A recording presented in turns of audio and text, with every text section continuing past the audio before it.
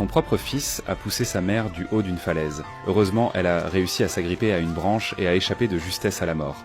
Mais elle restait suspendue dans le vide, en grand danger. En levant les yeux, elle vit que c'était bien son fils biologique qui levait un énorme rocher, visant directement sa mère. Au moment critique, une silhouette surgit et le plaqua au sol. Le rocher manqua de peu de s'écraser sur la mer. Celui qui l'avait sauvé n'était autre que son fils adoptif. Les deux hommes luttèrent violemment au bord de la falaise. Pendant ce temps, la mère montait péniblement vers le sommet. Soudain, le fils biologique frappa l'adoptif à la tête avec une pierre, profitant de l'occasion pour le maîtriser. Il se débattait roulant de plus en plus près du précipice. Épuisée, la mère parvint enfin jusqu'au bord. Dans un ultime effort, elle attrapa les bras des deux fils. Elle tenta de les hisser, mais, à bout de force, elle savait qu'elle ne pourrait pas sauver les deux. Elle comprit qu'un choix devait être fait. Si elles hésitaient, les deux tomberaient nantais dans le vide. D'un côté, son fils biologique qui avait tenté de la tuer, de l'autre, son fils adoptif qui l'avait sauvée. Finalement, elle prit une décision déchirante. Elle lâcha la main de son fils biologique. Dans un dernier cri, il tomba dans le vide.